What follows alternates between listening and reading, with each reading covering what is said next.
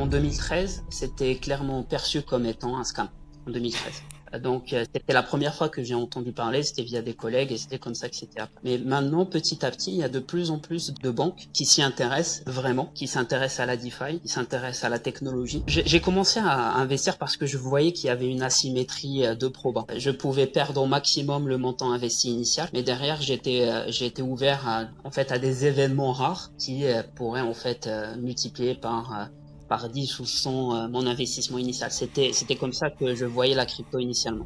Et il y a en fait des événements qu'on appelle des événements Black Swan qui sortent de nulle part et qui font que, enfin, donc, Covid, Covid par exemple, Covid, je sais pas si FTX, FTX, il y non? avait non FTX c'était quand même un peu mesurable. Hein. Comment toi tu gères ton argent?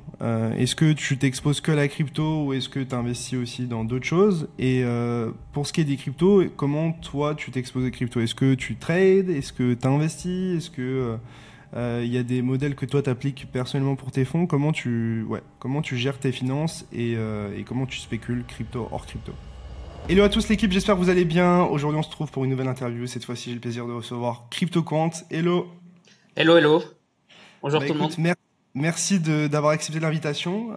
Ça fait un bon moment qu'on discute par DM et je suis très content que ça puisse enfin se faire. Surtout que bah, c'est un sujet, encore une fois, très très très peu couvert ou même traité publiquement.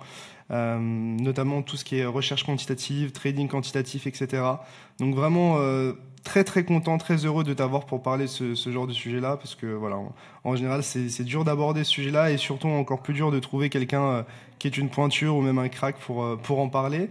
Avant de commencer, est-ce que tu aurais peut-être des suggestions de personnes que tu aimerais voir sur la chaîne et qui pourraient être pertinentes, qui pourraient intéresser les personnes qui nous regardent tout simplement? Alors j'ai vu que vous avez invité Julien Bouteloup. Ouais, Tu as déjà fait une interview avec lui, chose qui est très bien. Je pense que ce qui pourrait être intéressant, c'est aussi de parler un peu avec les fondateurs des projets, les builders. Et je pense notamment en fait à tout l'écosystème français comme Engel, comme Morpho, les personnes comme ça qui travaillent un peu dans l'ombre, mais qui en réalité en fait changent beaucoup de choses. ok. Donc quelqu'un de chez Morpho ou Angle, c'est ça que tu me dis? Ouais, Morpho ou Engel, Ok. en tout cas des projets français. Ça. Il y a pas mal de gens qui me parlent justement de ces projets-là. Et moi-même, je me renseigne de plus en plus. Mais c'est pas forcément des projets dans lesquels j'ai ultra dig. Donc, je pense que ça peut être évidemment l'occasion d'en parler avec eux et d'échanger sur ça. Exactement. Euh, Je pense aussi à MEV Capital. Enfin, ça, MEV c'est l'un Capital? des. Ouais. Qu'est-ce qu'ils font exactement? Ils font que du MEV, je suppose, de l'arbitrage, du Euh, front-run, des attaques sandwich. Enfin. je pense qu'ils faisaient un peu de ça, mais là, en fait, ils font beaucoup d'optimisation de LP. Ils créent des synthétiques pour un peu répliquer les payoffs des LP. Ok. Euh, et entre autres d'autres choses. Là, ils sont en train de construire un nouveau projet. Enfin, je pense qu'ils seront plus adeptes d'introduire leur activité et de te l'introduire. Quoi. Ok. C'est marrant parce que j'en avais jamais entendu parler de MEV Capital. Donc je suppose que c'est un projet, en tout cas une boîte qui est assez dans l'ombre. Donc je sais pas s'ils accepteraient d'être un peu plus dans la lumière, mais en tout cas ce serait avec plaisir. Et puis de toute façon, dans tous les cas, je pense qu'on va évoquer quelques sujets déjà dont tu t'occupes. Peut-être pour commencer, qui es-tu? Que fais-tu au quotidien, tout simplement? Du coup, voilà, c'est CryptoQuant, ingénieur français spécialisé en maths, info et finances quantitatives. Donc, j'ai fait quelques années d'études en école d'ingé, une spécialisation en finances quantitatives et proba au DEA d'El Karoui. J'ai commencé ma carrière autant que structureur où j'ai travaillé sur les variables annuities. En fait, je ne sais pas si tu connais ce que c'est que les variables annuities. Non, du tout. Et en fait, c'est des produits d'assurance vie, capital garanti, avec un payoff qui dépend en fait, soit c'est un payoff qui est linéaire ou un payoff qui dépend de la performance des actifs sous-jacents.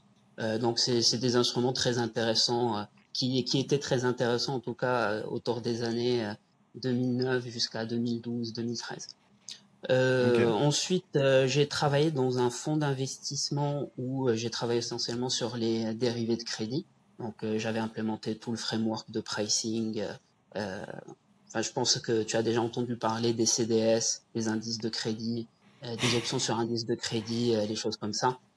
Ça te dit quelque J'en ai chose? entendu parler avec The Big Short, notamment, je crois, de mémoire. Ouais, exactement, de Big Short. En gros, c'était des assurances sur des obligations.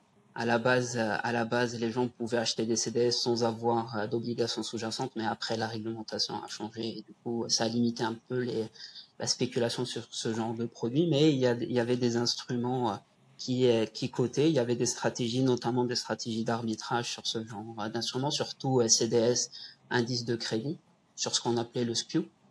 Donc, j'avais beaucoup travaillé sur ça, sur les CDO, les CLO, le pricing et les simulations. Ouais. Ensuite, je me suis intéressé aux dérivés d'intérêt de taux, donc dans une boîte française qui s'occupait du pricing de ce genre d'instruments. En fait, on codait tout ça en GPU pour avoir en fait la meilleure performance possible. En fait, les dérivés de Tu taux, parles ils ont de une quel complexité. taux exactement? Les taux directeurs ou rien à voir? Non, tous les taux, en fait, c'est des instruments. En fait, par dérivé de taux, par exemple, il y a les swaps. Notamment, par exemple, si tu rentres dans des obligations qui payent un taux qui est flottant, qu'on appelle un taux flottant, c'est un taux qui dépend du marché. En fait, tu peux, par exemple, swapper ce taux-là contre un taux fixe. Donc ça, c'est un instrument en TradeFi qu'on appelle les swaps. C'est, Ok. on va dire, la brique de base. Et après, en fait, tu peux avoir des options sur ça qu'on appelle des swaptions. Tu peux avoir des instruments qui ne dépendent que du taux swap qu'on appelle les CMS. Et après, tu peux avoir des qu'on appelle des bond spreads. Tu peux avoir des options sur ces CMS. En fait, ça introduit une dimensionnalité en plus qui n'existe pas encore dans la crypto. C'est la dimension de la duration du sous-jacent. Et ça, en fait, il y a beaucoup de maths derrière qui peut être un peu plus compliqué que juste avoir des options sur equity. Parce il y a le numéraire. En fait, en gros, le numéraire, c'est un facteur par lequel tu multiplies ton payoff qui le rend pas martingale. Et Donc, tous les produits sur lesquels tu as travaillé, toi, en gros, c'est principalement pour qui? Pour des banques? Pour des institutionnels? Pour qui exactement ouais, au quotidien? j'avais travaillé pour des banques, des hedge funds et des asset managers. Donc j'ai Ok. fait un peu le buy side, le sell side, j'ai un peu tout vu. Enfin, je suis resté 10 ans dans la TradeFi avant de me mettre full time dans la crypto. Donc voilà, c'était ça. Ensuite, j'ai travaillé sur tout ce qui est portfolio optimisation, quelques signaux. Euh, voilà, enfin tout ça, c'est des choses sur lesquelles j'avais travaillé avant de rejoindre du coup Mm. Stake Capital avec Julien Bouteloup. Ok. Et depuis que je suis dans la crypto, en fait, j'avais commencé la crypto vers 2017, un peu comme tout le monde, où je voulais me mettre bien très vite. Mais Logique. et T'as dû voilà, apprendre. et exactement. C'était à la base, c'était voilà comment je pouvais me faire le plus de sous le plus vite possible. Mais bon, j'ai bien appris la leçon, comme quoi. Même Et avec ton du coup, expérience. C'est ça qui est à oui, en noter. fait, en fait, moi, je voyais dès le début, la crypto comme une sorte de, en fait, c'est un fat tail. En fait, en gros, la fat tail, tu as une distribution de rendement qui est, qui est, euh, euh, qui est épaisse quand on s'éloigne, en fait, quand on s'éloigne dans les queues de distribution. C'est-à-dire, en fait, tu as des rendements qui peuvent être très élevés ou très courts. Et mon idée de base, c'est comme si j'achetais des options. En fait, je préfère acheter des tokens volatiles et soit en fait il explose ou alors pas. C'était mon approche initiale parce que j'avais pas trop le temps de suivre en daily les courbes. T'étais arrivé au bon moment Mais ou en plein bull market? j'avais des amis qui ont commencé à m'en parler en 2017. Du coup, c'était vers les débuts 2017. J'avais mis ma première couche et la deuxième Des amis couche, de la TradFi? des amis de la TradeFi. La première fois que j'ai entendu parler de la crypto, c'était marrant, c'était quand j'étais dans un fonds d'investissement et c'était en 2013, 2012, 2013 et euh, et le BTC était considéré un peu comme un scam. Donc je voyais pas trop l'intérêt de m'y intéresser. Mais j'ai commencé vraiment à deep dive une fois que j'ai commencé à mettre les premiers sous. Je voulais choisir, être plus sélectif dans mes choix d'investissement. C'est là que j'ai découvert les smart contracts et j'ai vu en fait tout le potentiel que ça pouvait avoir derrière. Donc, en 2021, j'avais commencé un compte Twitter, du coup, Road Cyan, où je m'étais fixé comme objectif de chaque jour lire des white papers crypto et essayer en fait de les rendre digestes à la plupart des lecteurs pour qu'ils puissent non seulement s'intéresser aux dynamiques du prix, mais aussi savoir que en fait la crypto c'est pas uniquement ça, c'est aussi des smart contracts, c'est aussi du code, c'est des choses qui peuvent être, qui peuvent optimiser le temps passé par plein d'équipes dans la TradFi ou dans n'importe quel autre domaine d'activité. Et voilà, c'est comme ça que j'ai commencé un peu à, à m'intéresser vraiment et à devenir plus builder que juste investisseur dans la crypto. Qu'est-ce Euh, qui te, qu'est-ce qui te disent tes amis, juste pour revenir un petit peu sur la période TradFi, avant qu'on revienne sur ouais. toute cette transition vers la crypto et tes activités bien plus actives aujourd'hui dans cet écosystème. Par rapport à la TradFi, au moment où ils te parlent justement de Bitcoin, qu'est-ce qu'ils te disent? Est-ce que c'est déjà admis d'en parler dans la TradFi de ces cryptos-là, ou est-ce que c'est un peu un truc, on en discute un petit peu en cachette, etc. Est-ce que même ces gens de la TradFi ont des biais spécifiques? Comment on t'en a parlé? De quelle manière, je veux dire, avec quel ton? Et comment est-ce que c'est perçu dans cette industrie-là, les cryptos, tout simplement? Honnêtement. Alors en 2013, c'était clairement perçu comme étant un scam. En 2013. Euh, Ok. donc c'était la première fois que j'ai entendu parler, c'était via des collègues et c'était comme ça que c'était aperçu. Mais maintenant, petit à petit, il y a de plus en plus de, de banques qui s'y intéressent vraiment, qui s'intéressent à la DeFi, qui s'intéressent à la technologie. Enfin, on a tous vu ce qu'a fait la Société Générale ces derniers temps quand ils ont émis Avec leur Forge. Mm. exactement. Il y a, enfin, dans mon ancienne boîte, j'avais un petit groupe de gérants avec qui je parlais et on voulait monter ensemble en fait un pôle crypto dans la boîte. Mais bon, la vitesse d'exécution dans des grosses boîtes n'est absolument pas la même que quand tu travailles full time dans la crypto. C'est pas du tout en fait la même échelle de temps. Est-ce que ce qui a Mais aidé, c'est le fait que tu aies des gens comme toi de la TradFi qui passent en crypto? À quel point ça les a aidés à peut-être crédibiliser cet écosystème? Parce que je parlais avec Benoît Bosque, qui était Head of Product chez GSR, donc un gros market maker dont l'interview est disponible d'ailleurs sur la chaîne, donc n'hésitez pas à checker. Et lui, pour le coup, il venait de la TradFi, encore une fois. Et je pense que le fait que certains, peut-être, profils comme lui passent en crypto, ça envoie un signal aux autres qui fait que ça peut peut-être crédibiliser davantage l'industrie, ou est-ce que je me trompe? Ou est-ce que ça joue un ça rôle peut, mineur? bah, je pense que ça peut jouer, surtout si c'est des chefs d'équipe qui changent d'industrie. Euh, je pense que tout le monde maintenant, si les personnes, je pense qu'il y a pour vraiment changer les mentalités, il faut vraiment un processus d'éducation. Il faut qu'il y ait des séminaires où ces personnes qui ont le pouvoir de choisir quelle est la stratégie d'une grosse boîte sera dans les prochaines années, assistent et comprennent que finalement en fait la crypto c'est pas uniquement des scams comme ce qu'on a pu voir avec Luna ou FTX ou Three Arrows Capital, mais c'est C'est vrai aussi en qu'on fait on a une belle image maintenant. mais en fait, il y a un proverbe que j'aime bien, que j'avais écouté d'un ancien, enfin, d'un rappeur français. Il disait qu'un, qu'un arbre qui tombe fait plus de bruit qu'une forêt qui pousse. Et du coup, ça, c'est une métaphore assez sympa à voir parce qu'en fait, on entend tous parler des gros crashs, enfin, et des gros scams. Mais derrière, il y a beaucoup de builders qui construisent et en fait, et qui ont la motivation de faire les choses bien. Et du coup, concrètement, au moment où tu as commencé à investir, pourquoi tu as investi de cette manière ultra volatile? Est-ce que c'était le seul intérêt que tu voyais, et à quel point, par exemple, ton approche a changé aujourd'hui, tout simplement? J'ai commencé à investir parce que je voyais qu'il y avait une asymétrie de probas. je pouvais perdre au maximum le montant investi initial, mais derrière j'étais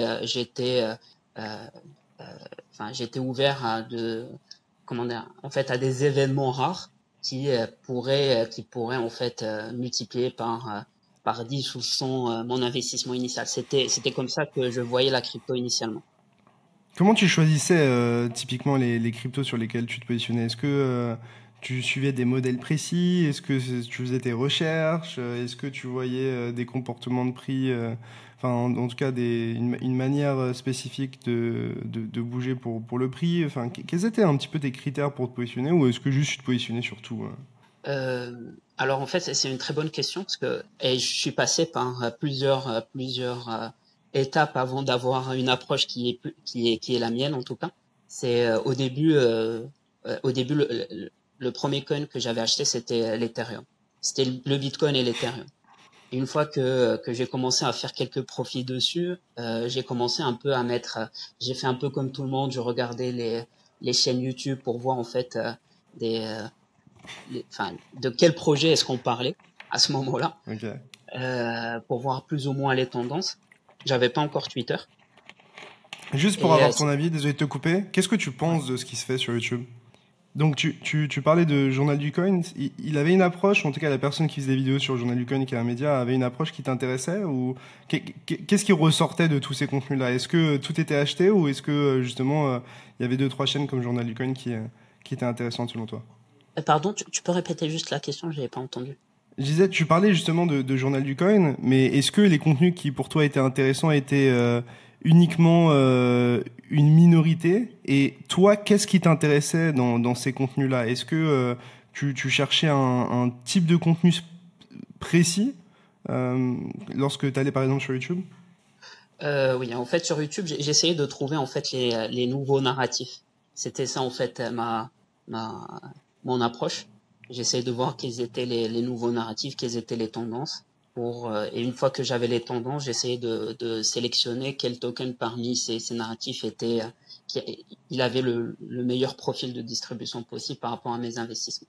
Donc Ok. c'était vraiment ça. Est-ce que tu as peut-être d'autres chaînes à recommander Oui, ou oui, c'était enfin, la franchement, seule? j'aime beaucoup ce que tu fais, j'aime beaucoup ce que fait Captain Trading, j'aime beaucoup euh, qui d'autre je regarde sur Ça doit euh, faire longtemps que tu as moins YouTube, ouais, enfin que tu as ça fait YouTube. ça fait un moment là, ça fait un moment que j'ai pas regardé YouTube pour être honnête maintenant parce que j'ai d'autres sources pour essayer de chercher les nouveaux narratifs, mais C'est quoi ces sources d'ailleurs? c'est essentiellement Twitter. Essentiellement Twitter, je Ok. regarde un peu ces Twitter, c'est un peu les connaissances qui me parlent de ce projet ou ce projet, et je deep dive et j'essaie de voir si ça résout un problème, quelle est l'équipe, et en fonction de ça, j'investis ou non. Ok. Euh, pour revenir un petit peu sur ta transition vers la crypto, tu disais que tu as commencé en te faisant un petit portfolio personnel et en testant des choses, puis que tu as rejoint Stake Capital. Comment s'est passé en fait enfin, ce recrutement de Stake? Qu'est-ce que eux ils cherchaient déjà exactement? Pourquoi ils t'ont pris toi et pourquoi toi t'as décidé de travailler avec eux? Euh, la transition c'est faite via Julien Bouteloup. Donc, à un moment, je commençais un peu enfin, pas être connu sur Twitter parce que j'ai que 5000 abonnés. Mais à un moment, j'avais retweeté une stratégie qu'ils avaient commencé à faire à StakeDAO, qui était en fait les covered call et short put. Mhm. C'était juste un petit commentaire par rapport à cette stratégie. Et ensuite, Julien m'a contacté, on a commencé à discuter. Ils avaient besoin, en fait, ils travaillaient à l'époque sur le squeeze. En gros, c'est l'Ethereum au carré que Opin avait implémenté. Et j'avais proposé en fait une approche pour répliquer l'Ethereum au carré et essayer de l'arbitrer en tout cas quand le funding était trop différent par rapport en fait à son coût de réplication. Donc en gros, l'Ethereum au carré te paye la performance de l'Ethereum au carré. Et, euh, Qu'est-ce que et tu veux dire exactement par Ethereum au carré, tout simplement? Concrètement, comment ça se matérialise? euh, Parce que les gens qui nous écoutent, ils vont entendre Ethereum au carré, ils vont se dire, mais quoi? Mais moi, tu vois, c'est genre, j'entends rarement ça, quoi. Alors l'Ethereum au carré, c'est, tu prends par exemple, je suppose que l'Ethereum, pour faire simple, l'Ethereum est à 10 dollars. Quand l'Ethereum, par exemple, passe, passe à, à, je sais pas, on va dire à 20 dollars. Là, en fait, sur l'Ethereum, il va te payer 10, alors que euh, si tu avais un Ethereum au carré, en fait, tu as la performance qui est mise au carré. Genre, par exemple, 10, tu as 100. S'il passe à 20, ça veut dire, en fait, on a, C'est quoi, un effet de levier? enfin, Comment ça se caractérise comment euh, moi je peux avoir un Ethereum au carré, comme tu dis? alors, pour répliquer l'Ethereum au carré, c'est un peu compliqué. En fait, il faut avoir un strip d'options de call et de put pour essayer de répliquer ça. Mais concrètement, si tu veux l'avoir, en fait, Opin, elle a créé une sorte d'algo pour répliquer en fait cet Ethereum au carré. Et l'idée de ça, l'idée de derrière, c'est qu'en fait, quand tu es long Ethereum au carré, euh, tu peux aller choper en fait tu as un payoff qui est convexe et tu peux choper du gamma. En fait, pour faire aussi simple, c'est comme si en fait tu avais un effet de levier, mais tu n'as plus de liquidation derrière, parce qu'en fait, euh, voilà, parce qu'en fait, tu prends du levier sans être liquidé, tu es exposé à des mouvements plus puissants à la hausse et des mouvements qui diminuent à la baisse. En fait, quand ça baisse moins quand tu as de l'Ethereum au carré que si tu avais que de l'Ethereum. Après, pour avoir en fait rien n'est gratuit dans la vie. C'est un code de triche, il y a forcément des concessions et des avantages d'une certaine manière, non? Exactement. En fait, rien n'est gratuit dans la vie. En fait, pour être exposé à ce genre d'instrument, généralement, tu payes beaucoup de funding. Donc, en fait, Ok. si l'Ethereum ne bouge pas, par exemple, tu risques de payer plus en funding que ton payoff initial. Mais du coup, un Ethereum au carré, c'est recommandé de l'avoir uniquement dans certaines conditions de marché ou est-ce que vous Euh, essayez de timer les choses, par exemple? Si oui, comment? alors, en fait, l'Ethereum au carré, enfin, je peux pas trop rentrer dans ce genre de détails, mais Pas de sinon, en fait, souci, pas de souci. l'Ethereum au carré, c'est un instrument que je recommanderais uniquement à ceux qui savent ce qu'ils font. En fait, en gros, ça te permet d'avoir une exposition qu'on appelle gamma. Gamma, c'est la dérivée seconde par rapport au sous-jacent. Et en ayant ça, en fait, par exemple, tu peux l'utiliser pour hedger des positions de LP que tu fournis par ailleurs. Ok, ok.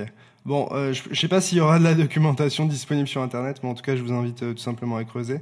Je t'ai un petit peu coupé par rapport à ton recrutement chez Stake. Est-ce que tu peux peut-être reprendre sur le moment où justement tu rejoignais Stake? Tu disais que Julien t'a envoyé un petit DM suite à la réponse que toi t'avais fait justement où tu commentais leur stratégie. Comment s'est passé ouais, le recrutement et puis même euh, tes débuts tout simplement à Stake, est-ce que, par exemple, le fait de travailler dans la TradFi t'a énormément aidé ou est-ce que tu as dû, entre guillemets, remettre en cause certains biais que tu as pu développer avec la TradFi ou revoir ta manière de travailler? Euh, Alors, le recrutement, du coup, c'était une sorte de. Enfin, j'avais proposé cette réplication, on a commencé à voir ça ensemble, on s'est bien entendu, il y avait une très bonne dynamique, et du coup, je les ai rejoints comme ça, après ce genre de POC sur lequel j'avais travaillé. Euh, et, euh, et une fois que j'ai rejoint, en fait, pour être honnête, il y avait, comme j'avais rejoint aussi pour travailler un peu sur les Dove, Dove, c'est Decentralized Option Vault qu'ils avaient sur StakeDAO. J'avais travaillé sur un modèle plus ou moins qui pouvait prédire avec une certaine probabilité quelle est la probabilité d'atteindre en fait le strike en question. C'était des covered call et short put. Euh, et euh, L'idée, c'était comme il y avait beaucoup de gens enfin beaucoup de protocoles qui commençaient à avoir ce Dove, il y avait l'implied volatility des options qui a commencé en fait à, à réduire vachement. L'implied volatility, on va dire, c'est genre le paramètre qui permet de dire, qui permet en fait de donner le prix aux options par rapport à une certaine maturité, à un certain strike. Et du coup, j'ai proposé une approche qui permettait en fait d'enlever ce billet au lieu de prendre des vols implicites. Je prenais une vol implicite un peu tweakée basée sur la distribution historique pour essayer de prédire au mieux pour garder au mieux la même probabilité. Bien sûr, c'est des short calls c'est des covered calls et des short puts. Donc en fait, Mais le capital n'est pas grand. je disais, concrètement, ce que tu disais, c'est que toi, par exemple, là, pour le coup, tu essayais d'estimer la probabilité qu'Ethereum atteigne un certain prix à une certaine date. C'est ça, c'est ça. Et à quel point tu étais précis avec tes modèles? À quel point Euh, ça a été pertinent dans tes travaux sur ça et comment vous essayez de l'utiliser pour faire de l'argent tout simplement? Parce que c'est assez fou de se dire on a quand même une vue assez claire sur la probabilité que le prix peut avoir, enfin, que le prix puisse atteindre ce cap précis à une date précise. Enfin, c'est une c'est pas quelque chose que tout le monde fait, quoi. c'est une très bonne question. En fait, déjà, en fait, pour être covered call et short put, en fait, il faut savoir quand il faut rentrer dans ce genre d'instrument. En fait, ce genre d'instrument, ça peut être bien quand tu sens que tu atteins une zone de On parle support des ou de options pour le coup, hein. résistance. On parle des options. Mais les options, en fait, ils ont un underlying. Et je parlais, en fait, du support du support et de la résistance de l'underlying. En fait, quand on pense qu'on est plus ou moins dans une zone de, de résistance, on peut se dire, OK, maintenant je peux rentrer dans un short call. Ça te permet en fait d'avoir un yield par rapport en fait à ton underlying. Et si tu penses que tu es vers une zone de résistance, tu peux, enfin de support, tu peux rentrer dans une sorte de short put.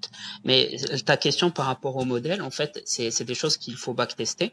Donc, par exemple, tu définis une certaine probabilité il faut créer un modèle en fait. C'est des modèles qui peuvent être soit stochastiques, soit statistiques. Moi, en l'occurrence, enfin, j'utilisais un modèle stochastique tout en évitant l'overfitting. Euh, je calibrais en fait les paramètres de, de, de ma diffusion. Et en fait, je cross-validais ça en fait euh, une time series que je n'utilisais pas pour la calibration. Et l'idée, par exemple, quand je disais, OK, la proba d'atteindre ces 10%, ce que je faisais, c'est que je faisais la diffusion euh, sur la time series que j'utilisais pas pour la calibration et je regardais combien de fois, par exemple, sur 100 unités de temps, combien de fois, en fait, par rapport au strike que j'avais choisi, combien de fois en fait j'étais, par exemple si c'est dans le cas d'un covered call, combien de cas j'étais au-dessus de ce strike. Et si par exemple sur 100 réalisations, j'étais au-dessus que 10 fois, ça veut dire que là en fait mon modèle était plus ou moins correct. Bien sûr c'est pas 10 fois, en fait comme c'est de la Tu probabilité. backtestais, c'est ça que tu voulais dire? Ouais, je backtestais. Et si la performance à l'horizon du covered call était par exemple supérieure au strike que j'avais défini avec mon modèle 10 fois avec un intervalle de confiance, voilà, pour baser sur le test d'hypothèse. En fait, je disais ok, je suis plus ou moins sûr que mon modèle prévoit ce strike-là à une probabilité de 10%. Mais ça veut toujours dire qu'une fois Une sur probabilité, 10, c'est une probabilité. Voilà, c'est. voilà, une probabilité, c'est une probabilité. Mais du coup, le choix, c'était quelle est la probabilité qu'on accepte? C'est 10%. Ça veut dire, en fait, si tu mises 100 fois, ça veut dire que t'as une fois sur 10, tu risques En euh, perte. en perte. Donc Tu parlais. c'est un risque. Voilà, ça c'est le profil de risque qui peut changer d'un vote à un autre. J'essaye d'assimiler tout en même temps parce que je pense que c'est très compliqué et pas forcément ultra digeste pour les personnes qui nous regardent. Donc, avec plaisir d'expliquer aussi certaines notions que tu as pu mentionner. Juste avant, tu disais à certains moments, tu disais que tu te positionnais sur les options, notamment sur des zones de résistance ou même de support. Comment toi, tu définis une zone de support, une zone de résistance? Est-ce que c'est par l'analyse graphique? Est-ce que c'est par l'analyse de l'order flow et des activités des différents acteurs, par exemple surveiller les transactions qu'ils effectuent? Comment ouais, t'arrives à estimer, ok, cette zone c'est potentiellement une zone de support et celle-là potentiellement une zone de résistance? Essentiellement, c'était des lignes horizontales par rapport en fait aux anciens sommets. Ok. par rapport à l'unité de temps. Voilà, c'est un truc qui permet d'avoir un petit edge. Mais bon, en fait, je n'utilise pas uniquement l'analyse graphique pour entrer en position. Mais ça, Bien sûr. je suis pas sûr que je puisse vraiment rentrer dans les détails pour ça. On peut parler de manière Ok. générale, mais plus précisément. Non, mais c'est assez intéressant parce que tu vois, historiquement, beaucoup de gens disent mais l'analyse technique c'est nul, ça sert à rien, c'est utilisé par personne. Et au final, je me rends compte que des traders quantitatifs peuvent l'intégrer pour comment dire, gérer au mieux leurs entrées et optimiser peut-être leur timing, tu vois. Euh, Moi personnellement, c'est quelque chose dont je me doutais pas nécessairement. Corrige-moi si j'ai tort, hein, mais Alors là, c'était une solution bien particulière en fait au ok, covered call et short put. Ça veut dire en fait, voilà, quand on arrive en fait à une zone de résistance, la proba pour qu'on aille au-dessus, enfin on le remarque tous, c'est des choses qui arrivent. Généralement, on reste au-dessus. Des fois, on part chercher un peu la liquidité qui est un peu au-dessus. Mais voilà, c'est clair que c'est une zone de résistance. Derrière, en fait, pour les algorithmes qu'on peut sur lesquels en fait on se base pour les signaux, etc. On utilise aussi les anciens high. On utilise tout ce qui est take by volume, enfin pas mal de paramètres. Et les anciens hauts, c'est l'un des paramètres qu'on peut utiliser aussi pour calibrer des signaux. Mais jusqu'à maintenant, ouais, ouais, désolé. dis-moi. Je disais que jusqu'à maintenant, en fait, je me suis rendu compte qu'on parlait de Stake Capital, notamment l'entreprise dans laquelle tu travailles, mais on n'a pas nécessairement expliqué ce que c'est. Est-ce que toi, tu pourrais expliquer un petit peu les activités, les différentes activités de Stake Capital, et notamment celles sur lesquelles tu agis? Ok, bah du coup je suis Head of Quantitative Research là-bas. Et Stake Capital, en fait, on peut le voir, en fait, elle a, on va dire, trois verticales. Un, c'est un laps. Donc, il y a StakeDAO, Blackpool, Rect, etc. Il y a une verticale VC. Donc, euh, voilà, on investit en seed, en série A, en pré-seed sur les protocoles, et il y a la verticale quant sur lesquelles en fait soit on travaille sur voilà les problématiques comme j'ai dit, on peut travailler aussi sur tout ce qui est liquidation, arbitrage, market making, euh, et on aide à la partie VC pour assesser les projets, voir en fait si les personnes qui ont implémenté qui veulent implémenter ce protocole, ils ont la capacité et les compétences techniques pour le faire. Et s'ils ont déjà fait des choses, on peut lire leur code et voir plus ou moins si c'est en accord avec leur deck ou pas. Ok. Et tu vois, tu présentais pas mal, entre guillemets, de services, en tout cas de types d'activités. Tu parlais du labs, tu parlais de la partie quantitative, tu parlais même de la partie VC, etc. Euh, enfin, quel est un petit peu votre cœur de métier? Est-ce qu'il y a des activités prédominantes ou même des activités qui sont plus rentables que d'autres?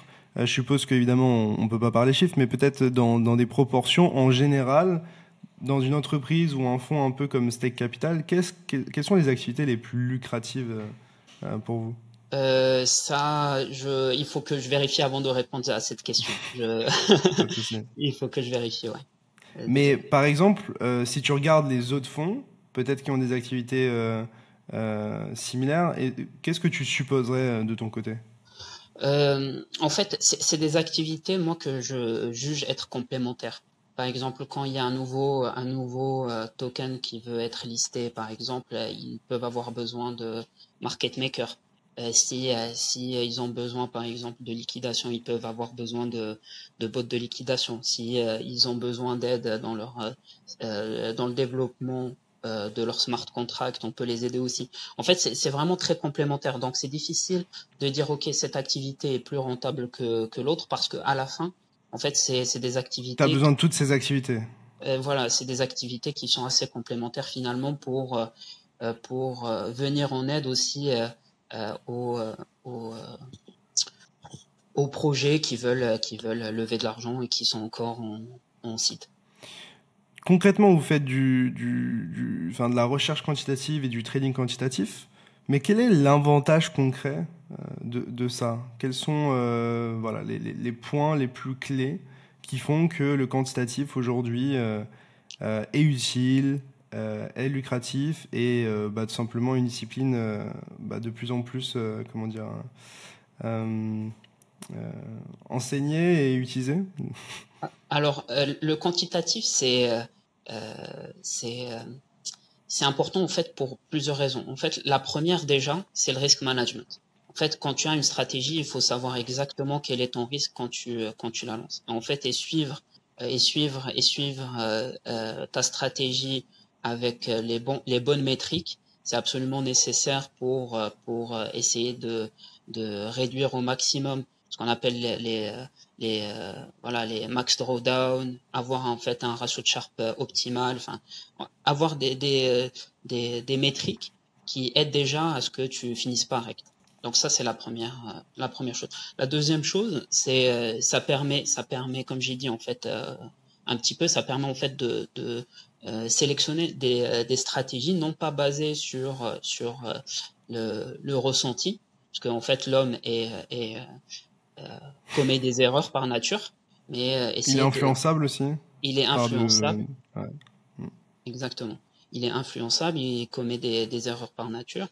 Donc l'idée, c'est vraiment d'essayer de systématiser les stratégies pour essayer en fait d'avoir les métriques les plus intéressantes. Euh, 3, le quantitatif, il sert toujours.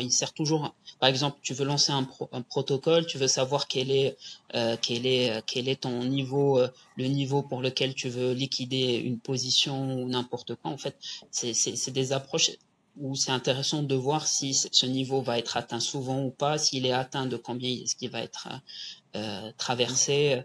Voilà, c'est une approche qui permet en fait d'avoir une idée sur, par exemple, calibrer les paramètres pour un certain protocole qui veut par exemple faire du lending. Et finalement, en fait, dans les activités, par exemple aussi de market making, tu as besoin de calibrer aussi ton spread bid-ask en fonction de certaines métriques que tu peux calibrer. Et t'as pas envie, par exemple, d'être vendeur quand le marché en fait il est en tendance Haussière. haussière importante. Et en fait, market making, c'est exactement ça. C'est que quand les gens veulent veulent acheter, toi, tu as besoin de vendre pour animer ça. Donc l'idée, c'est vraiment de suivre, par exemple, le risque de ton inventaire et essayer de réduire au maximum ce risque-là avec une approche qui est quantitative. Donc c'est voilà, ça, on va dire, c'est une approche, l'approche traditionnelle. D'ailleurs, c'était l'une de tes questions à laquelle j'ai pas répondu tout à l'heure. C'est l'approche traditionnelle du quant dans, dans la TradeFi, qui est utilisée pour les signaux, mais aussi pour le risk management. Maintenant, en fait, quand tu es compte et que tu es dans la crypto, c'est aussi essentiel, par exemple, de savoir coder en Solidity, etc. Et ça, euh, et ça, par exemple, quand tu es compte et que tu arrives plus ou moins à simplifier des formules pour essayer d'optimiser le gaz, c'est aussi en fait un avantage qui peut être assez, euh, assez important.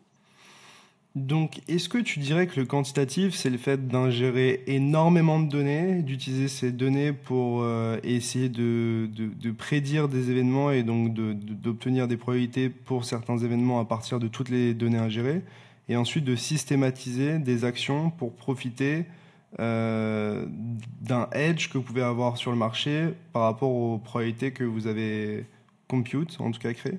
Ouais, c'est en partie. En fait, on peut diviser un peu le quantitatif en deux. Tu as en fait l'aspect stochastic pricing. Donc là, en fait, tu as besoin de données, mais pas autant que dans le deuxième aspect que je vais aborder. Donc, tu as besoin, par exemple, pour calibrer les paramètres. Je sais pas, tu veux pricer une option, tu as besoin en fait d'une surface de vol. Cette surface de vol, tu la calibres sur le marché. T'as pas forcément besoin d'énormément de données pour par exemple calibrer ta surface de vol. Tu as juste besoin d'avoir en fait les prix à chaque maturité et chaque strike. Tu as une approche stochastique, donc par exemple qui peut aider au pricing, et tu as une approche statistique que tu peux du coup là où tu as besoin vraiment une donnée, beaucoup de données, oui, mais aussi des données clean qui peuvent être ingérées en fait à un framework de backtest pour essayer d'avoir en fait l'approche la plus propre possible. Donc il y a vraiment deux familles en TradFi et maintenant en crypto, il y a de nouveaux aspects qui apparaissent qui sont plus de l'optimisation de gaz dans le smart contract par exemple, où tu n'as pas vraiment besoin d'avoir les compétences quant classiques, mais tu as juste besoin en fait d'avoir des compétences mathématiques pour optimiser le gaz d'un smart contract par exemple. Est-ce que demain, je sais pas, je suis assez curieux et assez ambitieux et je me dis, j'ai envie de me lancer dans le trading quantitatif. Est-ce que c'est quelque chose qui est faisable seul? Et si oui, quels prérequis enfin, t'as besoin? Est-ce que t'as besoin, par exemple, de payer plein de samples de données et des accès API à des services qui ont de la donnée qui est très, très granulaire, etc. J'en sais rien, des Kaiko ou des Messari ou d'autres. Est-ce que tu as besoin de développeurs et de savoir nécessairement coder? Quels sont un petit peu les prérequis pour se lancer dans le trading quantitatif? Euh, je suppose que voilà. Je pense qu'il y a beaucoup Vas-y. d'écoles. Pour moi, un compte, en fait, c'est essentiel qu'il sache coder. C'est l'un des prérequis. Donc, un compte doit savoir coder. Il doit être à l'aise face aux équations et il doit avoir des compétences en finance. Ça, c'est un compte classique. Et donc, pour la crypto, il faut en plus ajouter la dimension smart contract, connaître le protocole, non pas seulement le connaître superficiellement, mais vraiment savoir comment ça fonctionne, quelles sont les entrailles. Comme par exemple, je sais pas, si on prend l'exemple de StakeDAO ou de Convex, quand on investit par exemple sur les Volt, il y a ce qu'on appelle le harvest. Et en fait, le harvest, si par exemple tu vois juste le yield, euh, tu connais que la moitié de l'information. Il faut savoir que en fait, c'est le yield, tu ne l'obtiens que après une certaine période de harvest. Et ça, typiquement, c'est des contraintes qu'il faut rajouter, par exemple, à un algo d'optimisation que tu as envie de construire. Euh, du coup, coder, c'est important, avoir des compétences crypto, c'est important. Et par rapport à ta question, comment te former, j'ai envie de dire, ça c'est variable C'est selon la possible personne. sans études? Euh, en fait, tout est possible à partir du moment où tu es curieux, parce que je pense vraiment la qualité première pour réussir, je pense, pas seulement dans le compte ou dans la crypto, mais dans la vie généralement, c'est la curiosité. En fait, il faut être curieux et bosseur, et à partir du moment où tu es curieux et bosseur, je pense que tu peux arriver à un résultat. Mais il faut aussi avoir en fait un, un comment dire une formation au moins de base pour par exemple t'introduire des choses comme je sais pas comme le calcul stochastique, comme la statistique, comme les choses comme ça. Mais c'est possible d'y accéder, je pense, sur Internet. Il y a beaucoup de, il y a beaucoup de sources de contenu. Après, bah, je pense que c'est toujours plus facile de suivre une formation pour arriver à ça. Au moins avoir les bases, mais la base c'est pas assez pour que tu puisses être un peu différent de la masse. Il faut aussi beaucoup de curiosité et lire. Parce que la crypto, ça change chaque semaine. Une fois, j'ai C'est pris tellement 3 semaines. dynamique. Ouais, j'ai pris 3 semaines de vacances. Une fois, je suis revenu, je savais plus où on en était. Je comprends bien. Mais en fait, le truc, c'est que même en quelques jours, tellement de choses peuvent changer, même fondamentalement ou même d'un point de vue prix, c'est aberrant. Moi, aujourd'hui, je passe pas mal de temps sur Twitter et j'ai l'impression que si je suis pas là tous les jours sur Twitter, je vais louper 10 000 trucs. Bon, évidemment, il y a du gossip et des informations qui sont moins intéressantes. Mais il y a tellement de nouveaux projets, de nouvelles technos, de nouveaux développements que je me dis que si en crypto tu lâches, ouais, comme tu l'expliquais, même 1 ou 2 mois, tu peux te sentir largué, hein. Hmm. Ouais, carrément, carrément, Euh, carrément. pour revenir peut-être sur... tu parlais d'un petit peu des prérequis pour être un quant. Comment tu définirais ou comment tu pourrais déterminer si un quant est mauvais ou pas, tout simplement? À quoi tu le vois historiquement? Est-ce qu'il il y a des choses en général qui te trompent pas et qui te rendent mauvais en tant que quant? Euh, En fait, c'est une bonne question. Euh, généralement, quand je fais passer les entretiens, parce que le compte, en fait, c'est un domaine qui est très vaste. Donc, c'est un domaine qui est très vaste et en même temps, en fait, on demande d'être très dans le détail, dans les compétences que tu as.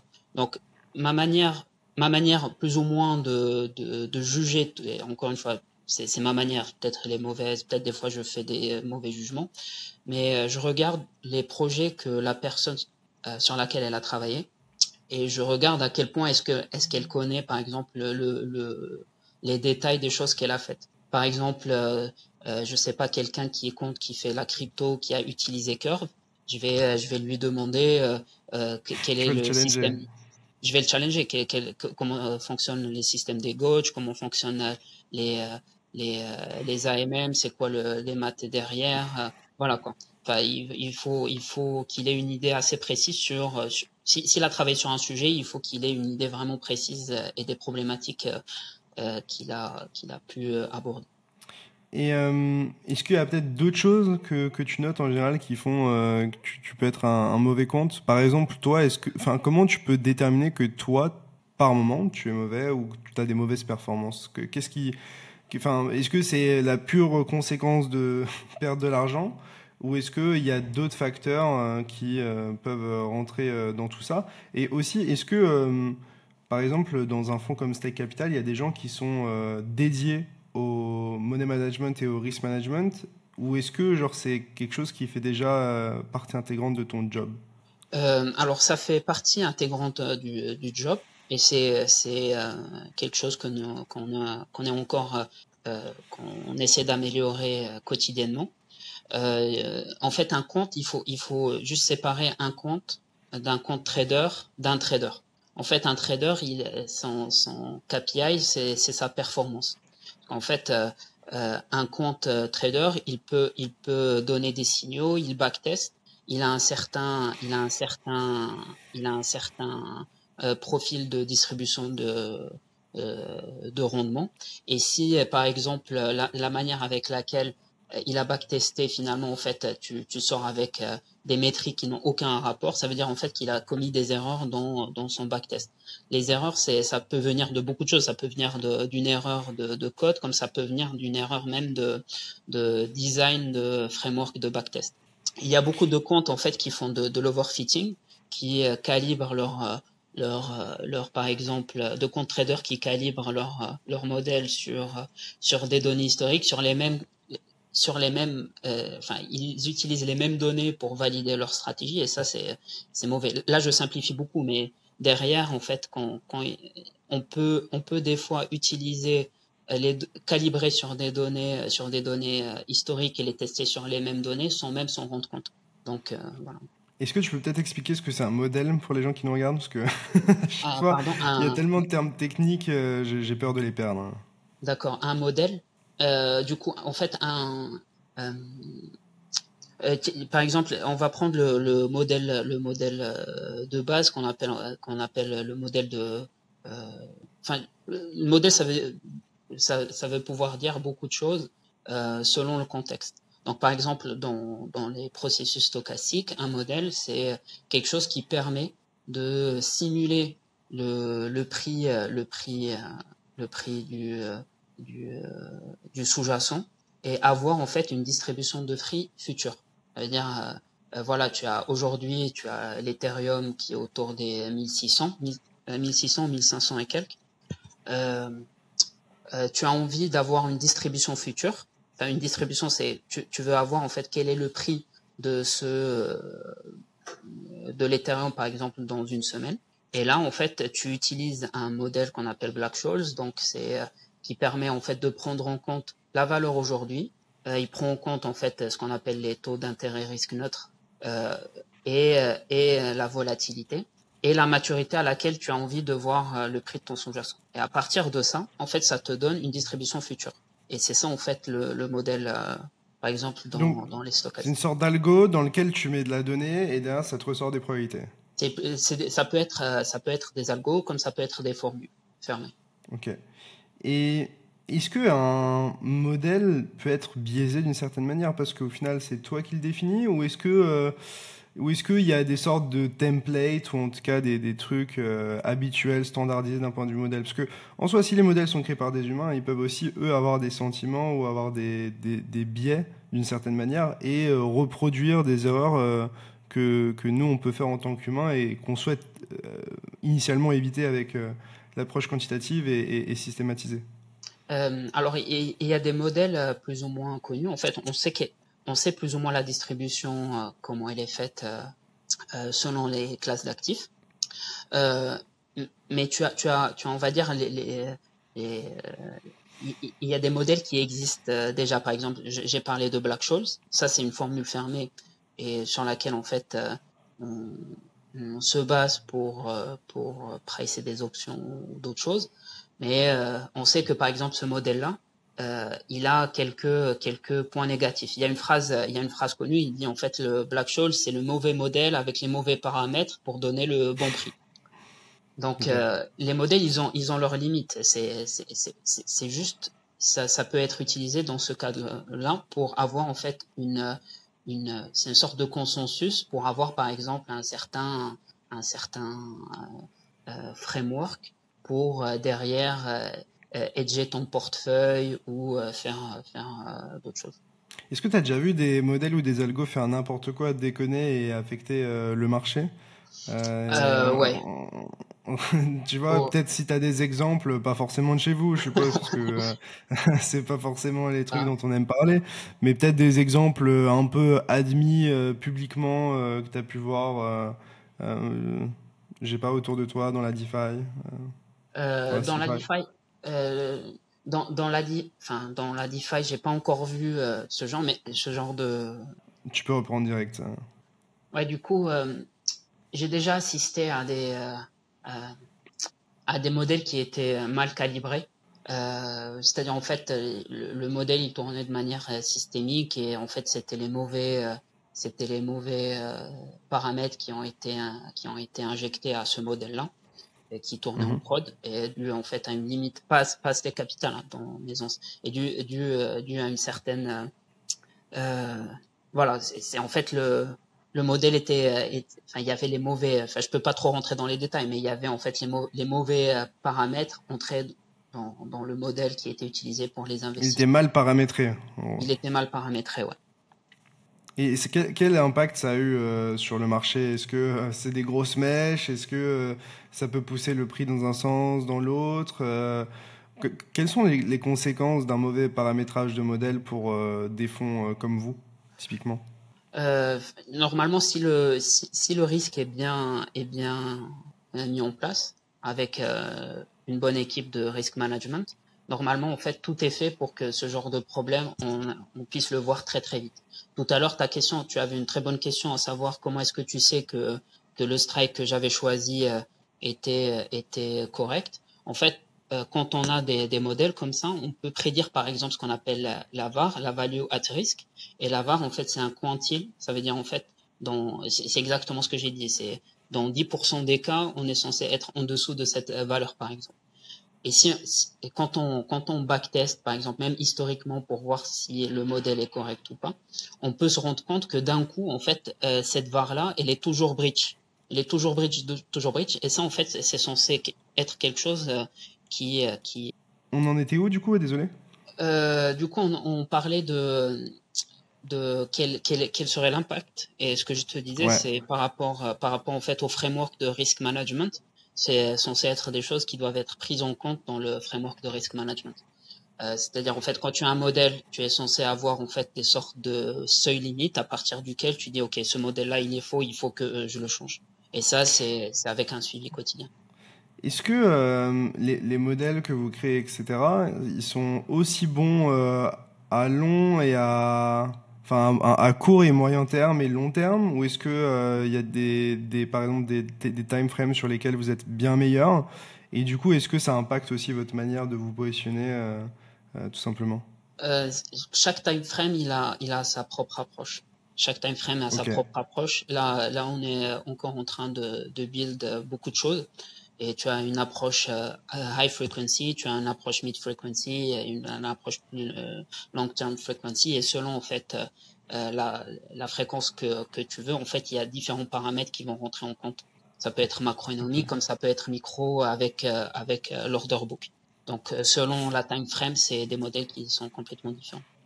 À quoi ça ressemble ton job au quotidien? Je sais pas, à quelle heure tu te lèves? Est-ce que tu es amené à travailler avec beaucoup de personnes ou est-ce que c'est un travail assez solitaire? Comment ça se passe? Comment se déroule une journée type d'un compte de ton type, tout Euh, simplement? c'est un peu des deux. Il y a un peu de solitaire, parce qu'en fait, quand tu travailles sur un modèle, voilà, il faut rester focus. Le réveil, ça dépend. Enfin, à un moment, j'ai commencé un peu Avoir tu un sais, mauvais rythme? j'avais commencé à regarder non, des vidéos et des gens un peu qui disent ouais, c'est bien de se lever à 5 heures du mat, etc. Du coup, j'ai essayé un peu de suivre ce rythme. Et j'ai pu le tenir pendant peut-être peut-être 5-6 mois. Mais là, je T'as reviens craqué, ouais, tu reviens à la raison. là je reviens à la raison. Là, enfin, mes journées généralement commencent entre 7h30 8h. Et voilà. Enfin, en vrai, dans la crypto, on compte plus nos heures passées à travailler. Enfin, il y a plus de soirée, il y a plus de week-end. Enfin, voilà, c'est des marchés ouverts 7 jours sur 7. Les, la technologie, elle change chaque jour. Chaque jour, il y a un layer 2, layer 3. Il y a les ZK, il y a les Snark, il y a les Stark, il y a je sais pas, Kakarot qui décide de faire qui décide d'introduire en fait le VM compatibilité de Starknet. Enfin, c'est C'est des opportunités à chaque fois. Ouais. c'est ça, c'est ça. Après, il faut savoir se donner des limites. Enfin, Mais est-ce que c'est vivable pour toi? Est-ce que c'est pas trop stressant, par exemple? Parce que ça peut vite te bouffer, tu vois. Genre, c'est même difficile mentalement? Parce que c'est des boulots où vous manipulez quand même à la fin de l'argent, souvent des quantités in fine qui sont assez importantes. Vous avez aussi une certaine part de responsabilité. Comment toi tu vis entre guillemets cette responsabilité? Est-ce que c'est pas très stressant, enfin pas trop stressant et pas trop oppressant aussi, alors, vu la quantité de travail? c'est une passion, donc enfin, c'est un choix. Enfin, c'était mon choix de venir travailler en fait en crypto.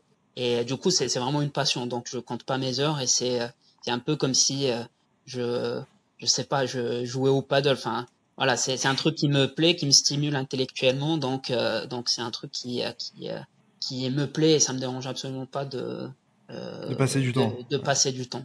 Enfin, je sens pas que je passe du temps, quoi. Et émotionnellement, est-ce que parfois ça t'arrive d'être stressé par rapport à des situations précises? Ou est-ce que le fait que vous ayez mis énormément de pare-feu et de gestion du risque, etc., ça te permet de rendre ça un petit peu plus vivable? Enfin au début, il y avait beaucoup de stress parce que justement il n'y avait pas assez de framework vu on a tout construit from scratch. Mais petit à petit, voilà, tu prends du recul et tu fais en sorte de ne plus vivre comme ça. Enfin, voilà. Enfin, tu prends du recul par rapport à ce que tu fais forcément.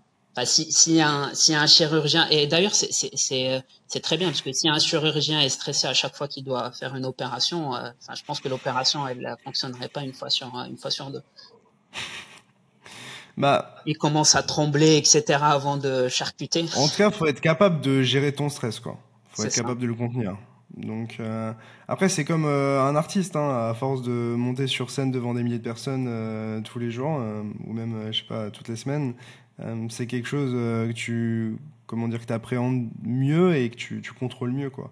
Je pense que il y a une petite période d'adaptation, mais en vrai, j'ai tendance à croire que l'humain est capable de s'habituer à quasiment tout. Donc, à haute fréquence, je pense Oui, oui, je ouais. suis complètement d'accord avec toi.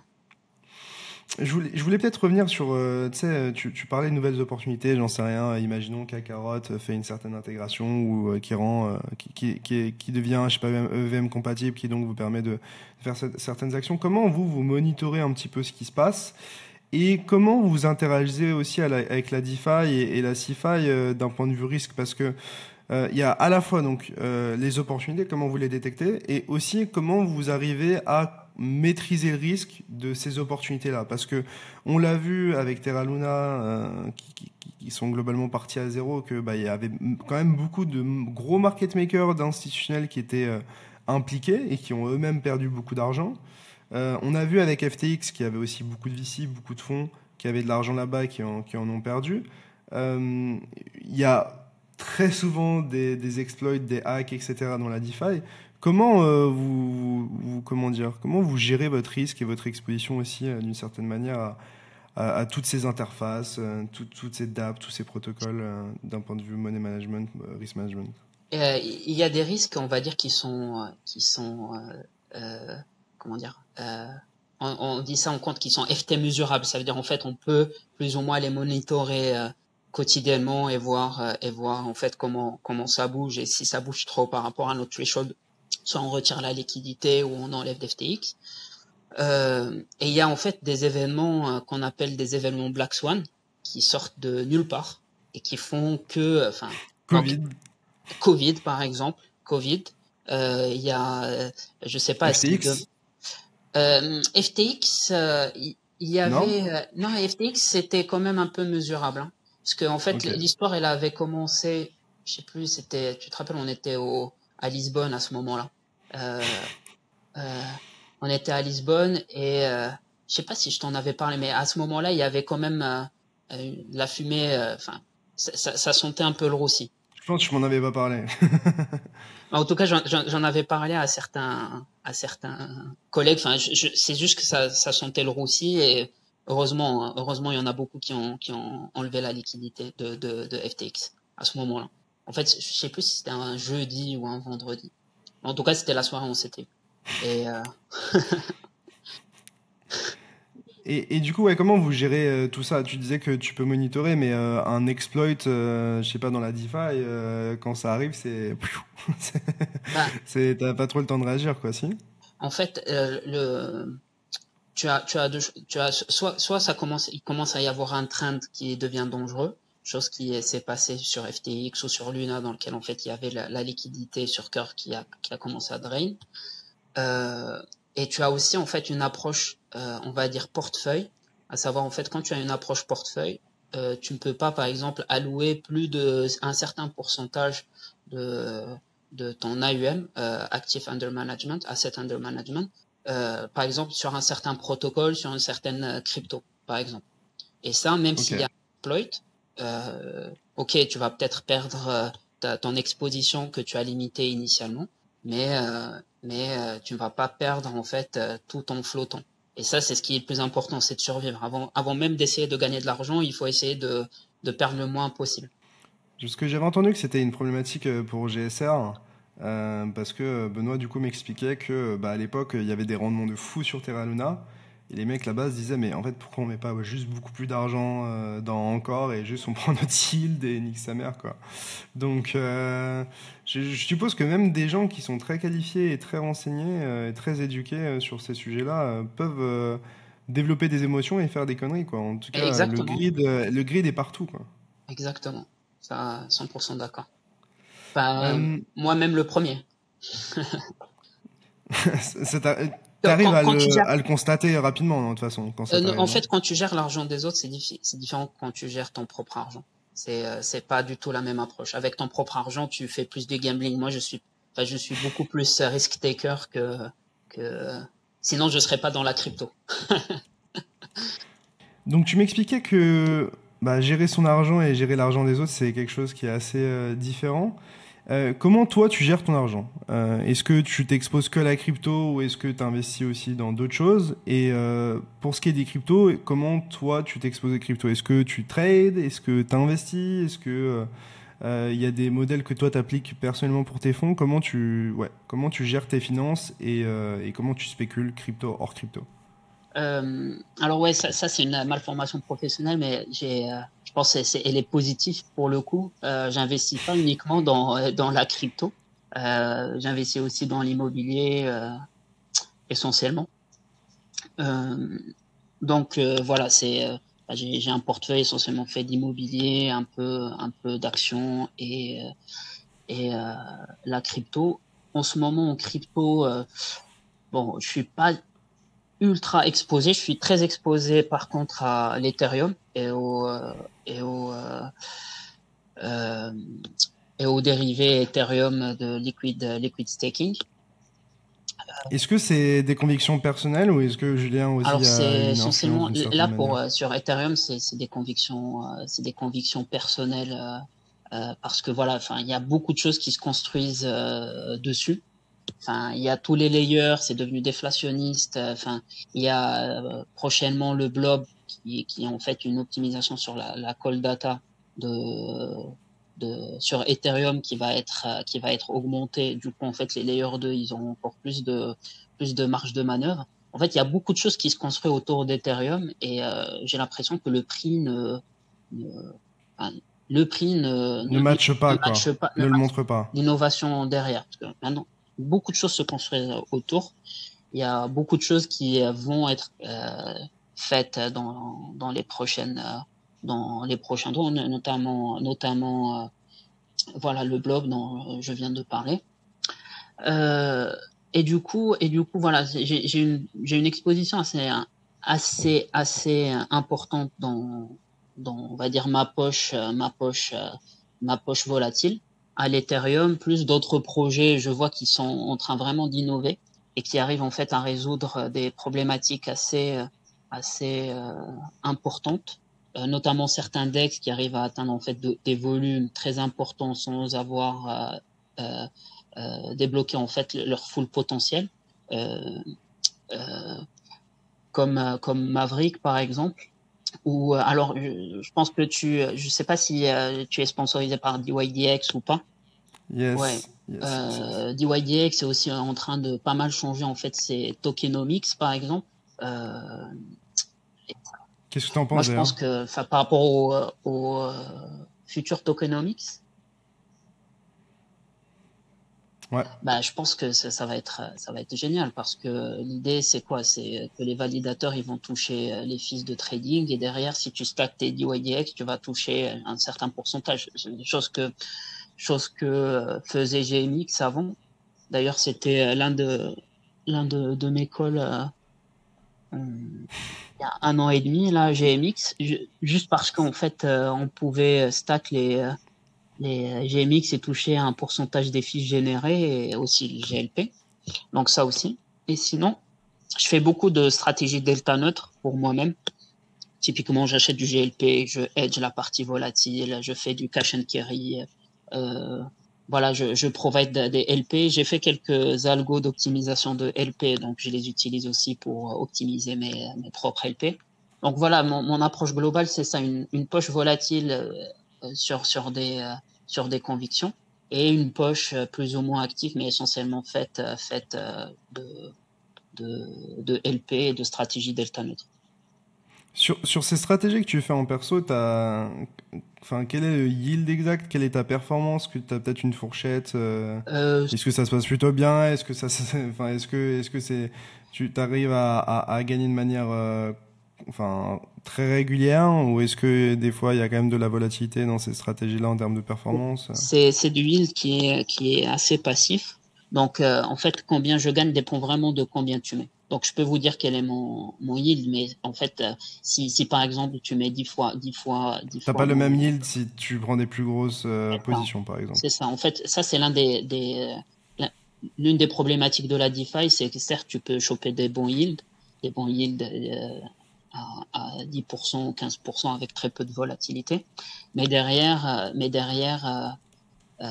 en fait, c'est pas scalable à l'infini parce que voilà, le yield est très vite dilué. Et donc, je pense que ça aussi, c'est l'une des choses qui empêche les vraiment gros players de mettre leur argent parce qu'en fait, ça reste des AUM assez faibles. Comment évolue la liquidité du marché crypto? Est-ce que, par exemple, on est aussi liquide sur les grosses capitalisations en ce moment qu'il y a 6 mois, 1 an, 2 ans, 3 ans? Ou est-ce que tu as vu des évolutions significatives? La liquidité Euh, sur les DEX ou sur les Sur les SEX? deux, en vrai, tu peux parler peut-être des deux, on même les comparer. La liquidité de manière générale, elle a pas mal diminué. Il y a beaucoup d'acteurs en fait Qui se sont fait cramer. qui se sont fait cramer. Il y a beaucoup de market makers qui se sont fait cramer, beaucoup d'hedge funds qui se sont fait cramer. enfin, les gens sont beaucoup plus, ils ont beaucoup, enfin, ils ont plus peur d'utiliser les sexes pour ces raisons-là, mais aussi les DEX à cause de tous les exploits. Alors là, en 2 mois, il y a eu ce souci de compilateur sur Curve, il y a eu le souci sur Balancer sur leur LP boosté. Donc même ça restreint, je pense aussi les LP et du coup ça réduit la liquidité. Mais chose qui est bien pour les petits acteurs parce que derrière bon, si tu acceptes le risque de tout perdre, et d'ailleurs mon assumption c'est ça. Moi j'accepte le risque par exemple on va dire systémique de la crypto, à savoir je sais pas, il y a un bug dans le compilateur comme il y a eu sur Viper pour Curve. Ça, c'est ce genre. C'est pour ça que tout à l'heure j'avais dit que je suis risk taker. Je suis risk taker dans ce sens-là, mais j'essaye d'optimiser en fait mon risque en fonction des différentes poches sur lesquelles j'investis dans la poche crypto générale. Quelles sont tes principales thèses, toi, personnellement, sur le marché crypto dans quoi tu crois et comment tu te positionnes par rapport à ça? Tu parlais donc de Ethereum, je suppose que tu as une belle thèse dessus. Est-ce qu'il y a peut-être d'autres choses que tu vois arriver? Tu parlais des roll-up aussi, des layer 2.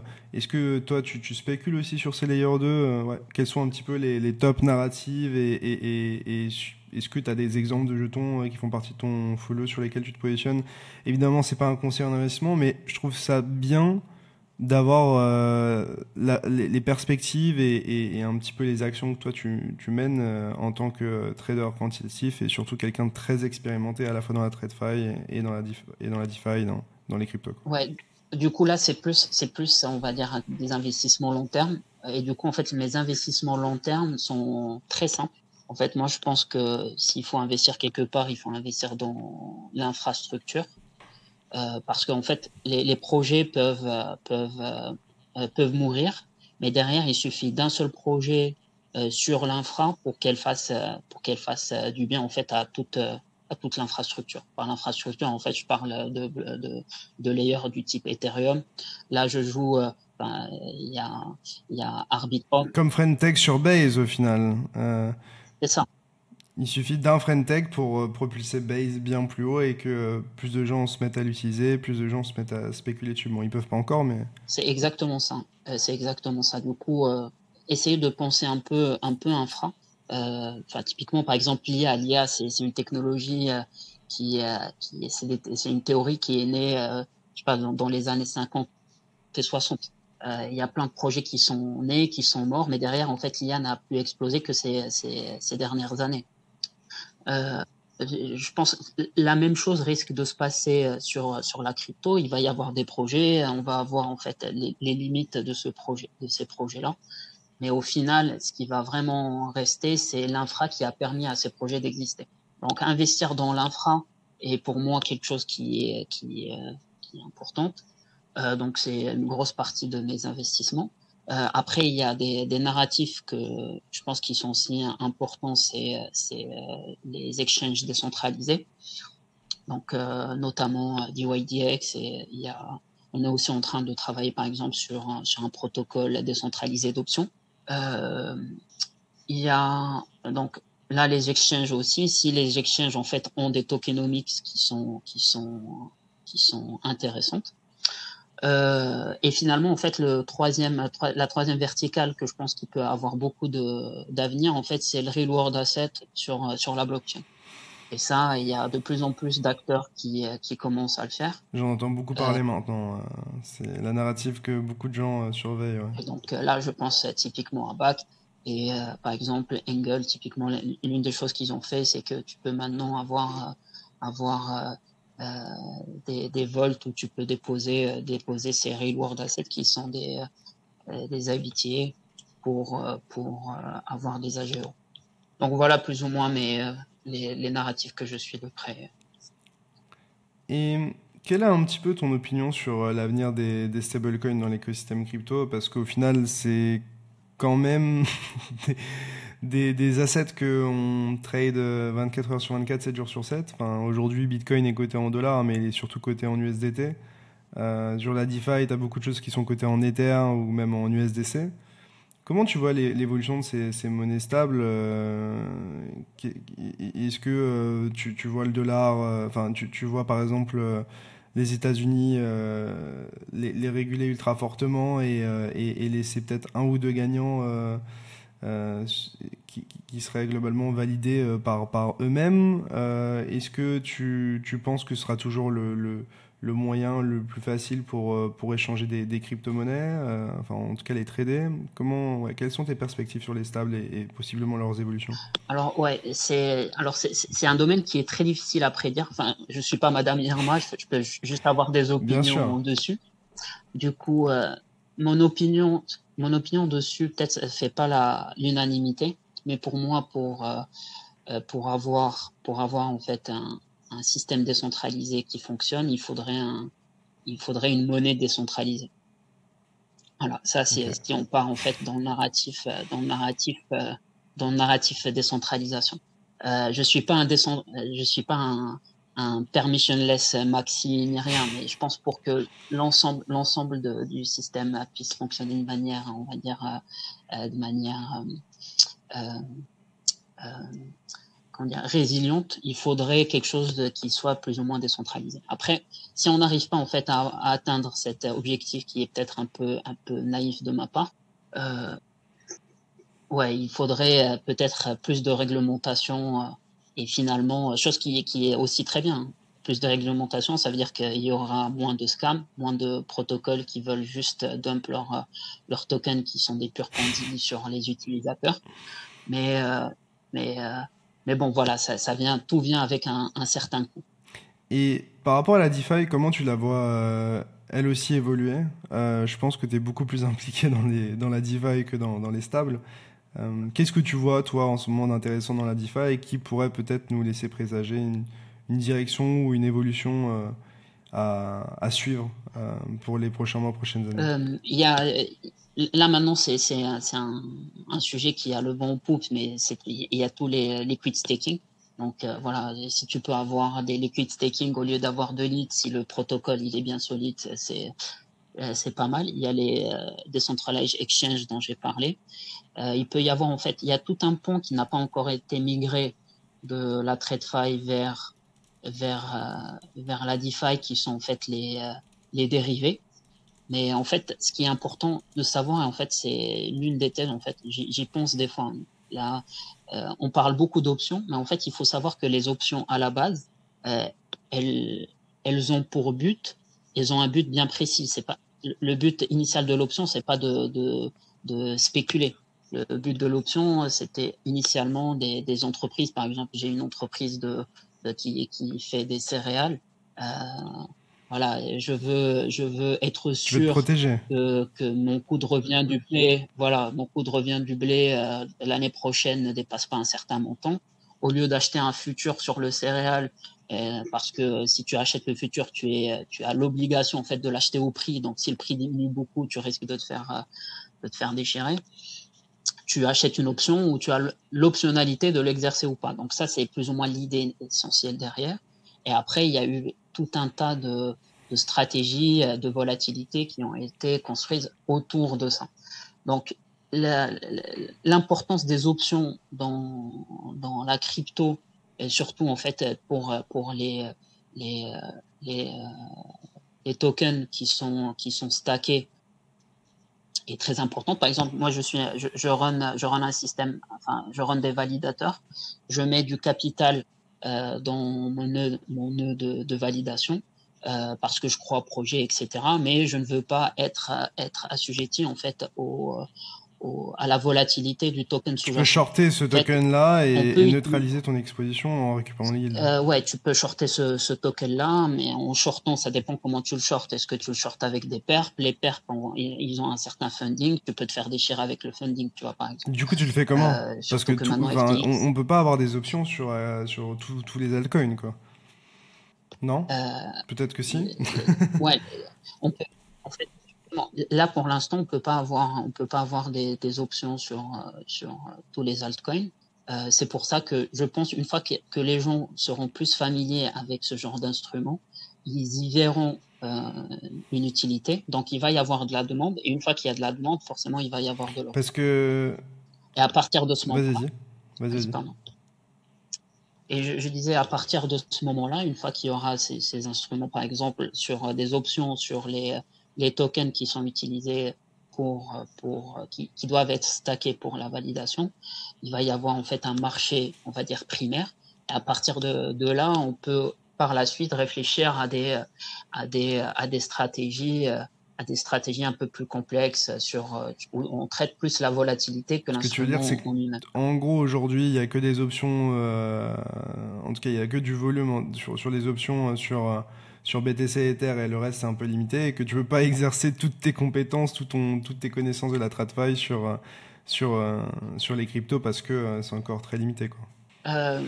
En fait, on peut déjà faire pas mal de choses juste avec les options. Mais ce que je veux dire, c'est en fait, c'est pas encore le volume. Le volume en DeFi sur les options n'est pas encore très important parce que ces instruments ne sont peut-être pas encore suffisamment utilisés par les validateurs ou d'autres. Et aussi, mais là, c'est de moins en moins vrai.